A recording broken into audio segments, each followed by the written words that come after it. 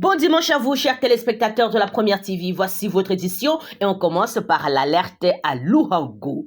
Compatriotes, ce samedi, le sang du peuple congolais a une fois de plus été versé sur les sols sacrés de notre mère patrie. Après de violents affrontements, le rebelle terroriste de l'FC 123, appuyé comme toujours par leur parrain étranger qui est les Rwanda, ont pris le contrôle du groupement de Luhago. Nous sommes dans les territoires de Massissi Nord Kivu. Nos forces armées, vaillamment épaulées par le Wazalendo, ont opposé une résistance héroïque face à une offensive d'envergure marquée par l'usage d'armes lourdes et d'une logistique sophistiquée venue au-delà de nos frontières. Malgré leur bravoure, les patriotes congolais ont dû opérer un retrait stratégique afin d'éviter le bain de sang parmi la population civile déjà prise au piège des combats. Les rebelles ont désormais pris possession des localités de Bouéguérira, de Irega et de Katsuba, consolidant ainsi leur mainmise sur l'ensemble du groupement de Luhago. Ces nouveaux coups de force ne traduisent pas une victoire du 1-23, mais plutôt une trahison renouvelée contre la souveraineté nationale et la paix dans notre pays. Mais qui se le disent clairement, les Congos ne cédera jamais. Nos héros de l'armée nationale et les résistants Wazalendo se réorganisent. Ce retrait stratégique n'est qu'une étape. Le peuple congolais n'a pas dit son dernier mot. Chaque colline, chaque forêt, chaque village deviendra un bastion de la résistance face à l'agression étrangère déguisée. À nos frères et sœurs de Luhago, tenez bon, les Congos se battent pour vous. À nos ennemis, sachez que la terre congolaise ne se donne pas. Elle se défend jusqu'au dernier souffle. Pendant ces temps, chers compatriotes, la nuit du samedi 1er novembre restera gravée dans la mémoire du peuple congolais comme une nouvelle page de résistance et de courage. Depuis 20 heures, de violents affrontements s'écoulent la localité de Kalembe, dans les groupements Bachal et Mokoto. Nous sommes dans les Massissi toujours, au cœur du Nord Kivu. Les Waza, véritables défenseurs de la terre congolaise, ont lancé une offensive simultanée contre les positions tenues par leurs terroristes de l'F-123 marionnette d'une agression étrangère qui continue de s'aimer la mort et la désolation dans notre pays. Les combats d'une rare intensité se poursuivent à coups d'armes lourdes et légères dans cette agglomération stratégique située à la frontière du territoire de Walikale. Selon des sources locales, le rebelle pris des cours ont reçu des renforts depuis Kalongi. Nous sommes dans le groupement Kizimba où leurs compagnons d'armes utilisent une artillerie lourde pour tenter de repousser la contre-offensive patriotique. Mais la détermination des Wazalendo ne faiblit pas. Ils combattent avec l'âme, avec les cœurs, avec la foi en la libération totale de la RDC. La population civile, elle, vit dans la peur. Les habitants terrés dans leurs maisons entendent des explosions déchirer la nuit, tandis que les balles sifflent dans les collines environnantes. Certains cherchent déjà refuge dans les forêts, d'autres prient en silence pour la victoire des fils du pays, compatriotes. Ce qui se passe à Kalembe n'est pas un simple affrontement, c'est le cri de tout un peuple qui refuse la domination. C'est la preuve vivante que le Congo ne pliera jamais devant les ambitions étrangères. Que la communauté internationale et nationale entende ce message. Le Nord qui vous brûle, mais le feu qui l'anime est celui du patriotisme et de la dignité. Nos frères tombés au front ne meurent pas. Ils sèment la liberté. Courage à nos Wazalendo, honneur à nos FARDC et solidarité à nos populations de Kalembe. Compatriotes, une fois de plus, les sols sacrés du territoire de Massissi a vibré sous le bruit assourdissant des armes. C'était le 31 octobre, alors que le rebelle de l'F-123 soutenu par les régimes de Kigali ont tenté d'étendre leur occupation criminelle vers Bouabo. Nous sommes dans la chefferie de Sobanyungu. Après avoir pris le contrôle de Ndete la veille, ces assaillants ont cru pouvoir étendre leur domination sur le village voisin. Leur objectif, consolider leur bastion illégal et renforcer leur couloir stratégique vers le cœur du Nord Kivu. Mais ils ont trouvé devant eux une muraille de courage du patriotisme. Le Wazalendo, ces véritables fils du Congo, prêts à tout pour défendre la patrie. Selon des sources locales, les combats ont éclaté dans l'après-midi. Les armes lourdes et légères ont tourné des heures durant, plongeant les habitants du village environnant dans la terreur et l'incertitude. Les familles ont fui. Les mères ont serré leurs enfants dans les bras, priant pour que le Congo tienne bon encore une fois. Mais le miracle congolais s'est accompli à Bouabo. Malgré la puissance de feu ennemi, les Wazalendo ont repoussé l'attaque. Maintenant, le contrôle total du village. Leur bravoure a déjoué les plans des envahisseurs. Oui, Bouabo est resté congolais, libre et debout. Le bilan exact des affrontements n'est pas encore connu, mais une chose est certaine, la résistance populaire ne faiblit pas. Elle s'enracine, elle s'organise et elle avance. Le peuple congolais refuse la soumission et l'occupation étrangère. Nous avons un message à nos ennemis. Les Congos ne se vendent pas, ils ne se négocient pas, ils se défendent. Tant qu'il y aura un seul Congolais debout, Patriotes, la terre du Nord Kivu restera libre et congolaise. Nous avons des révélations insoutenables, chers compatriotes. L'air n'est plus au silence. Les sangs de nos frères et sœurs continuent de couler dans l'est de notre pays sous les balles des rebelles de l'FC-M23, qui sont d'ailleurs des supplétifs de l'armée rwandaise. Le gouvernement congolais vient de dresser un bilan accablant et douloureux des atrocités commises entre le 3 et le 31 octobre de l'année en cours dans les zones occupées par les envahisseurs. 123 Congolais ont été froidement exécutés. 223 femmes, nos mères, nos sœurs ont subi le viol comme une arme de guerre. Des centaines de civils ont été enlevés. De nombreux jeunes arrachés à leur famille pour être enrôlés de force dans les rangs ennemis. Des villages entiers ont été incendiés. Des maisons pillés et des civils torturés pour de simples faits d'être congolais. Ces crimes odieux commis à Bukavu, Bichusha, Rutshuru, Masisi et ailleurs témoignent de la barbarie sans nom de ceux qui prétendent libérer les Congos, mais qui ne font en réalité que les détruire au service d'intérêts étrangers avec chaque compatriote des prisons partout, des souterrains. La population est en train de voir. Elle ne restera jamais impunie. Les gouvernements, à travers le ministère de l'Intérieur, accusent ouvertement la FC-M23 et leurs parents de Kigali d'être responsables de ces atrocités. Ces actes constituent une violation flagrante de la souveraineté nationale, du droit international humanitaire et de tous les instruments relatifs aux droits humains. Mais Kinshasa ne restera pas les bras croisés. Amenons dans un geste fort. Le gouvernement a suspendu 12 partis politiques dont le PPRD, LGD, UDA et aussi MLP, accusés de porter atteinte à l'unité nationale et à la sécurité de l'État. Le Conseil d'État a été saisi pour engager la procédure de dissolution de ces formations qui, au lieu de soutenir la nation en guerre, se livrent à la compromission et à la division. Le message est clair. La République démocratique du Congo ne tolérera plus la trahison, la complicité, ni l'indifférence d'ailleurs face à la souffrance de son peuple. Le gouvernement réaffirme avec force sa détermination de restaurer l'autorité de l'État sur l'ensemble du territoire national, à poursuivre les auteurs et complices de ces crimes et à ramener la paix et la dignité au peuple congolais. Monsieur Laroussa, quelle est votre lecture par rapport à cette vague de suspension? La question, il faut voir avec qu'est-ce qui s'y sont mis, mais parlons du cas Kabila spécifiquement. Allez-y. C'est un ancien chef de l'État. Son comportement, après ce qu'il a occupé comme mandat à la tête de notre nation, est cadré par rapport à ce qu'on a, à ce qu'il s'est lui-même d'ailleurs créé comme loi sur mesure par rapport aux anciens chefs de l'État. Il lui a interdit toute forme de partisanerie. Je n'invente rien. Nos textes sont là. Mais qu'est-ce qui se passe? Kika nous explique quoi? Kika Ibn Karoubi, qui est l'un de ses proches collaborateurs, que Joseph Kabila était dans la droite ligne sur le plan idéologique avec le combat mené par les M23. Lui-même, Kabila, de sa propre bouche, qu'est-ce qu'il nous explique? Que le combat mené par les M23 était légitime et que cela était l'aspiration du peuple congolais. Aspiration du peuple congolais que de voir des villages brûlés, de femmes violées, de compatriotes massacrés. Il a le culot, ce monsieur. Il a le culot. Après tout ce que cette nation lui a donné. Et voir des personnes obscures, comme des gens comme José Makila, Délicie Sanga, Seth Kikuni et tout, des personnes qui, sur le plan politique, pesent rien, mais se retrouvent tout simplement dans des combines politiques où on doit faire des dialogues. Après, ils rentrent dans nos institutions pour se faire une santé financière et continuer à martyriser ce peuple au profit du Rwanda. Puisque c'est ça la vérité. Qu'est-ce qu'ils demandent dans ce qu'on entend comme dialogue formant CNCO-SCC? C'est encore quoi? Encore une autre forme de stratagème pour remettre dans l'appareil étatique, dans nos institutions, de support du Rwanda. C'est ça le mécanisme. C'est ça qui a entretenu le Rwanda pendant 30 ans. Des personnes qui sont venues avec le Rwanda, qu'on avait installé à tout le niveau de l'appareil étatique. Et aujourd'hui, comme le chef de l'État a pris la décision ferme, patriotique, courageuse, de dire plus jamais ceux qui ont versé le sang à la table des négociations. Voilà.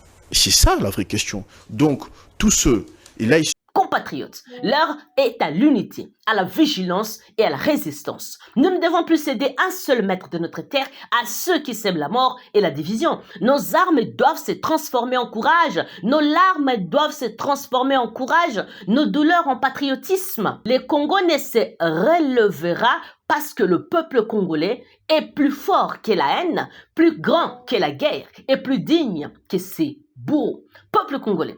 Depuis plusieurs mois, le monde entier observe avec attention les processus de paix de Doha censés ramener la stabilité dans l'est de notre pays meurtri. La RDC y a pris part, d'ailleurs avec sincérité, courage et bonne foi, démontrant son engagement pour la paix, le dialogue et la réconciliation nationale. Oui, il y a eu des signes encourageants, des pourparlers, des engagements pris, des promesses d'un cessez-le-feu durable. Mais pendant que les diplomates parlent dans les salons climatisés de Doha, les sangs continuent de couler à Massissi, à Rutshuru et Nyiragongo. Pendant qu'on signe des accords de paix à l'étranger, le M23 bras armé du Rwanda bombarde nos villages et massacre nos populations sur notre propre sol. Comment parler de progrès encourageant quand nos frères et sœurs sont assassinés, quand nos femmes sont violées et nos enfants sont des déplacés? Quelle paix peut-on célébrer quand l'ennemi piétine chaque jour les drapeaux congolais dans nos collines? La vérité, compatriotes, c'est que le peuple congolais veut une paix durable, véritable, pas une paix de façade, une paix fondée sur la justice, la vérité et la souveraineté nationale, pas sur du compromis et des pressions extérieures. La RDC n'a jamais refusé la paix, mais elle refuse la capitulation. Et oui, la RDC tend la main au dialogue, mais elle ne baissera jamais la tête devant les envahisseurs. Le message de Kinshasa est clair. Oui à la paix, mais pas au prix de notre dignité. Oui au cessez-le-feu, mais pas pendant que l'ennemi renforce ses positions. Oui à la coopération internationale, mais pas sous le silence complice de puissance face à l'agression rwandaise. Nous demandons à tous les partenaires, y compris les États-Unis, de regarder la réalité en face. Le M23 ne respecte aucun engagement. Il tue, pille, recrute les enfants et viole les cessez-le-feu qu'il signe d'ailleurs le lendemain. Le Congo veut la paix, et une paix juste. Le Congo veut le dialogue, mais dans la vérité. Le Congo veut le développement, mais dans la dignité et la souveraineté. Le processus de Doha ne doit pas être un échappatoire pour les criminels. Il doit être une tribune de justice et de responsabilité. Car tant que l'agression étrangère continuera, le peuple congolais résistera, se levera et défendra chaque colline, chaque village et aussi chaque maison. Je sais qu'il y a une grosse question qui revient souvent, c'est la question du couloir humanitaire, c'est la question de la réouverture de l'aéroport de Goma pour permettre d'accueillir les besoins, les biens dont on a besoin pour apporter l'assistance à nos populations. Alors, il faut savoir que le monde de l'aviation, parce qu'ici nous sommes dans l'aviation, est bien organisé. D'abord, ce sont les États qui appartiennent à l'Organisation de l'Aviation Civile Internationale, OACI. C'est pour ça qu'en République démocratique du Congo, le secteur aérien est géré à deux niveaux. Évidemment, il y a le niveau politique au niveau du ministère du Transport, mais nous avons la RVA d'une part, qui gère tout ce qui est infrastructure. Nous avons l'autorité de l'aéronautique civile qui s'appelle AAC, qui gère tout ce qui concerne les différentes autorisations. Je vous donne un exemple. Il n'y a aucun vol, aucun avion qui peut venir sur le territoire de la RDC sans que préalablement il n'ait obtenu les autorisations, sans que préalablement il n'ait transmis les identifiants de l'avion, donc l'immatriculation, et les membres d'équipage, le manifeste, donc le nombre de passagers, et ce ne sont que après avoir présenté tous ces documents que l'AAC délivre un document qui vous permette de survoler le territoire congolais. Parce que qu'on ne vous trompe pas, les avions sont guidés. Lorsque vous voulez entrer dans l'espace aérien congolais, même si vous devez atterrir à Goma, ne devez-vous pas passer par Kisangani ou par Kindu? Et puis les aéroports sont codifiés dans le langage des spécialistes. Et donc c'est illusoire alors de penser, parce que si c'est Pantin qui occupe les provinces ou les villes plutôt de Goma et des Bukavu avaient, eux, la légitimité moindre, ils auraient déjà commencé à utiliser ces aéroports. Voilà. Il n'y a aucun aéronef qui peut, dans ces contextes où nous avons émis un NOTAM. Un NOTAM, c'est un signalement que nous avons fait à l'OACI pour dire qu'aucun avion ne peut atterrir ni à Goma, ni à Bukavu, du fait de cette occupation rwandaise avec leurs supplétifs. Et donc, dès lors qu'on a pris ces décisions, aucun avion ne peut atterrir. Et donc, l'idée ici, parce qu'il y a une urgence humanitaire, parce qu'il ne faut pas oublier même en droit de la guerre, quels que soient les contextes, on laisse toujours un couloir pour apporter de l'appui à ceux qui en ont besoin. Et ni le Rwanda, ni leur fils préféré, le supplétif M23, ne peuvent s'opposer à la nécessité qu'il y a aujourd'hui d'apporter l'appui humanitaire à nos populations qui sont sur place. Alors, ce qui va se passer, on ne va pas lever le NOTAM, mais on va organiser des vols spécifiques avec des types d'appareils précis, avec évidemment la collaboration avec à la fois les humanitaires et les Nations Unies pour voir dans quelle mesure cette assistance pourra être apportée. Ça veut dire que s'il y a un avion qui doit décoller et qui doit atterrir dans ces parties-là, cet avion, cet appareil doit d'abord se faire signaler au niveau de l'aéronautique civile, avec tous les détails qu'il faut, et c'est par là que les choses pourront être organisées. Donc on ne vous trompe pas, on peut bien rêver, même si on occupe l'aéroport de Goma illicitement d'ailleurs, mais on ne peut pas être en droit de décider du trafic qui doit y être fait. Donc ça doit être quelque chose de bien clair, de bien précis. Pendant ce temps, chers compatriotes à Walikale, l'heure est venue pour la paix de reprendre ses droits sur notre sol meurtri. En droite ligne, les accords signés à Washington entre la RDC et le Rwanda, le gouvernement congolais, fidèle à sa parole et déterminé à restaurer la paix dans l'est de notre pays, a lancé, c'était le vendredi 31 octobre, à Walikale, les QG provisoires de la 34e région militaire, une vaste campagne de sensibilisation à la reddition volontaire des combattants des forces démocratiques pour la libération du Rwanda, FDLR. Cette initiative s'inscrit dans la mise en œuvre concrète des engagements pris par Kinshasa en faveur de la paix, du désarmement et de la sécurité régionale. L'objectif est clair. Convaincre les combattants FDLR encore présents sur le sol, congolais même s'ils sont peu, de déposer les armes, de renoncer à la violence et de permettre enfin aux populations du Nord Kivu de retrouver la tranquillité tant entendue. Pour garantir l'efficacité de cette campagne, les radios locales ont été mobilisées afin de diffuser le message de sensibilisation traduit dans les langues vernaculaires. Le major Dieudonné Kasereka, porte-parole de la 34e région militaire, a rappelé avec force l'esprit de cette initiative. Ce message concerne tous les groupes FDLR. Il est temps de déposer les armes, d'éviter de verser le sang. Nous les exhortons à se rendre volontairement à la MONUSCO pour être rapatriés au Rwanda, leur pays natal, qui ne rejette pas la main tendue du gouvernement congolais et des FARDC. Une délégation spéciale du haut commandement des FARDC, conduite par le lieutenant-colonel Tassi, a été dépêchée sur place à Walikale pour superviser la campagne. Le message est clair et fort. La RDC tend la main, mais ne fléchira jamais. Le lieutenant-colonel Tassi a également lancé un appel vibrant à la société civile, aux pasteurs, aux chefs coutumiers et aux leaders communautaires en disant « Il est temps que les FDLR rentrent dans leur pays ». Nous appelons les églises et les autorités locales à expliquer à ces combattants qu'ils doivent déposer les armes. Les combattants qui accepteront la reddition volontaire bénéficieront d'une protection garantie par les FARDC et la MONUSCO avec la possibilité d'être rapatriés au Rwanda ou acheminés vers un pays d'asile tierce, selon leur choix. En tout cas, mais à l'issue de cette phase de sensibilisation, ceux qui refuseront d'obtempérer seront contraints par la loi.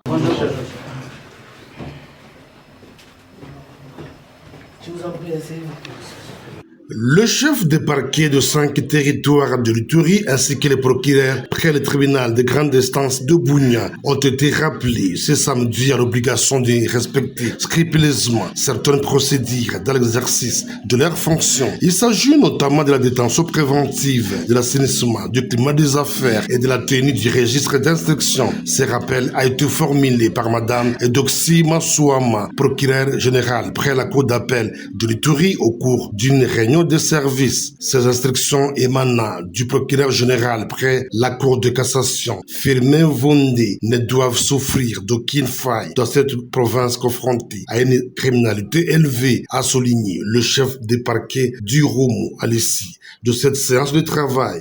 Tout a tourné autour des 3 points, 3 axes. Premièrement, d'abord la détention préventive. En deuxième lieu, l'assainissement des climats des affaires.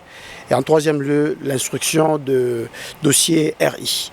Et autour de la détention préventive, Madame la procureure générale a vraiment tonné, elle a vraiment tapé du poing sur la table pour nous donner l'ordre, nous tous les magistrats sous ses ordres, que désormais nous devons respecter toutes les anciennes instructions et même les nouvelles instructions qui ont été rappelées au niveau de Kinshasa, à savoir les jours fériés, c'est-à-dire les jours, les week-ends, les samedis, les dimanches, nous ne sommes pas autorisés à opérer des arrestations.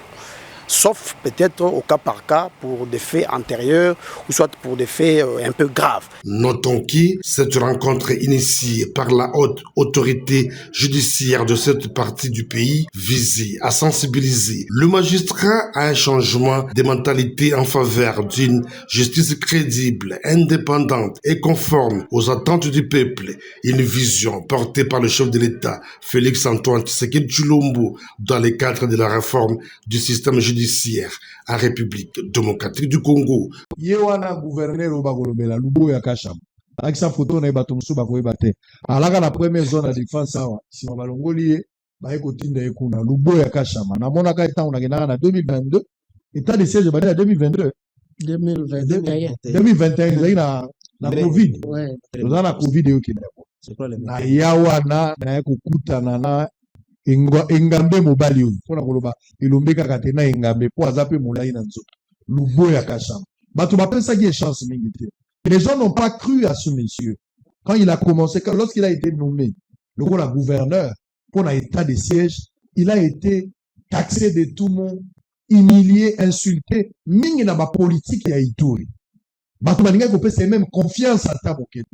Mais aujourd'hui de 2021, 2022, 23, 24, 25, bato bauti Ituri bango eyo bazali kokumisa mokonzi ya mboka pour le choix ya excellence ou ya salaki pour moto atieli bango aza politicien ta ze soda mais ndenge amemi province population ata kwa sali nano nyonso te mais oyo asali déjà et sepelisi motema ya population lelo oyo bakolobela likambo ya aéroport bakolobela likambo ya banzela mais mingi likambo ya kimia banzela oyo ezalaki mpo tambola fo baescorte yo mais lelo banzela wana koleka yango ezosenga escorte te bato bazotambola bango moko nga moko nakendaki na komanda nakendaki na irumu nakendaki na boga nakendaki koto ya eloko mosusu iga barrière kokende kwa kota maaki bando nga nakendaka baimage okomona na tv za 2021 mais lelo oyo wana utokota na ebandeli je pense na ebandeli na ye quelque temps nga nake kotala po contradiction ezalaki na makambo wana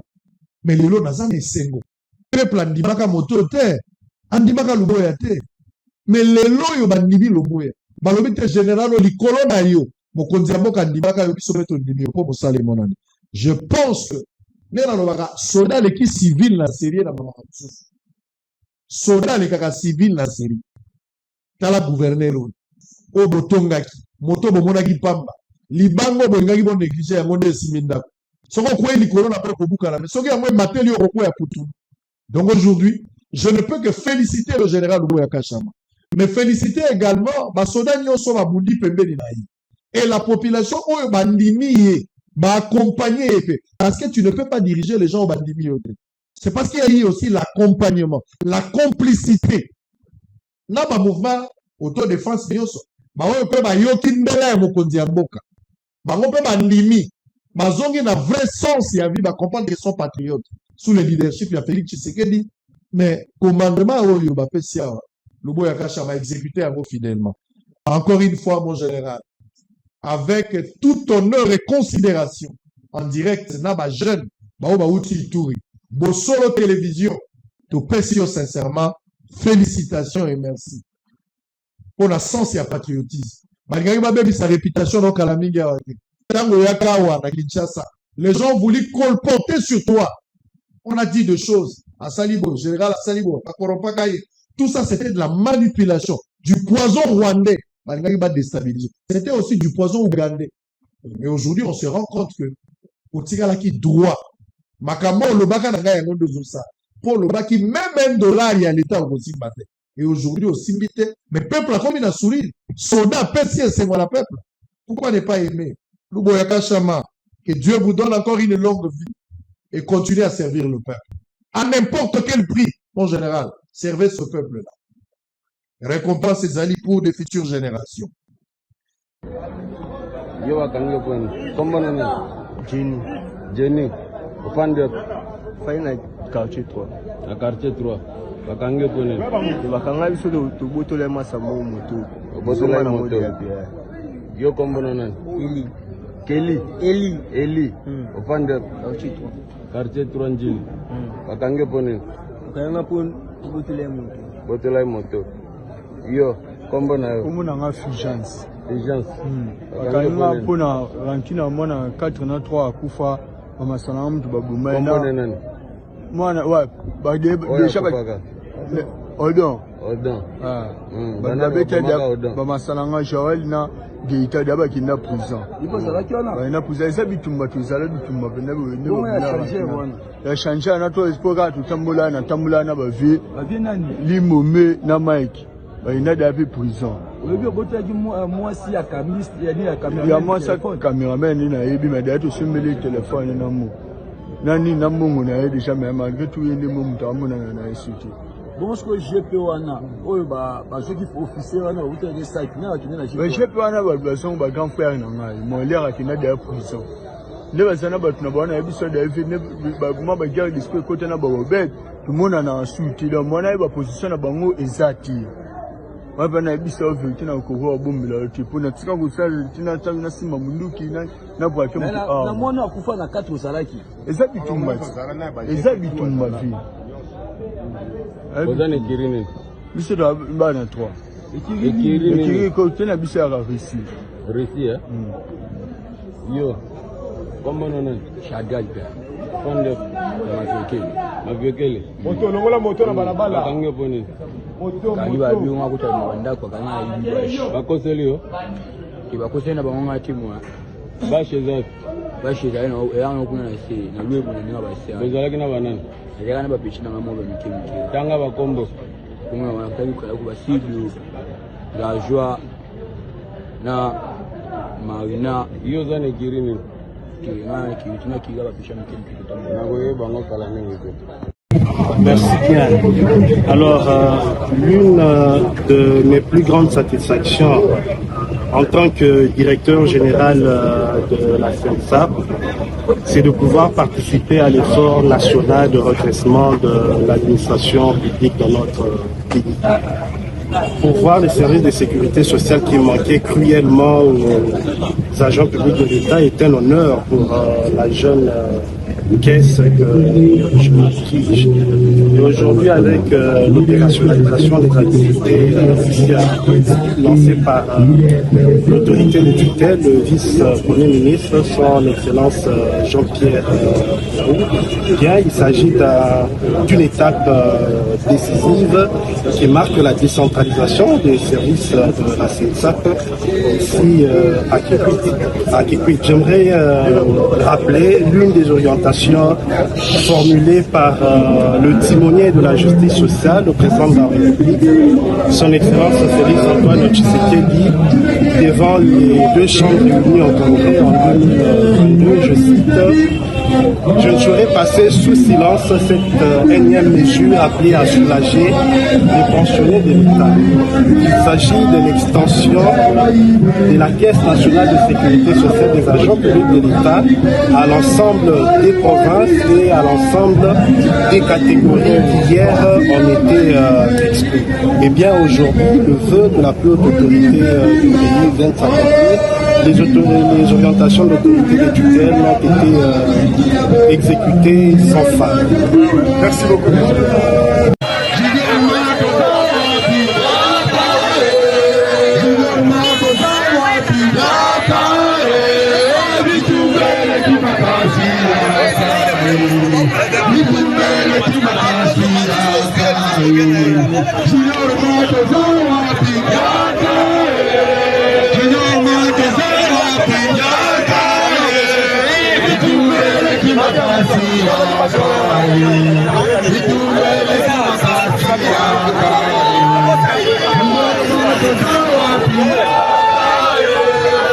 Voilà, chers compatriotes, c'est par ici que s'achève notre émission. Merci à vous de nous avoir suivis. N'oubliez pas de vous abonner s'il vous plaît, de partager l'émission et aussi d'activer la petite cloche de notification pour recevoir nos informations vérifiables mais à temps réel. Alors, chers compatriotes, on se retrouve dans les heures qui suivent pour d'autres séries d'actualité. À la présentation, vous le savez très bien, Saint Tishisinga. Au revoir.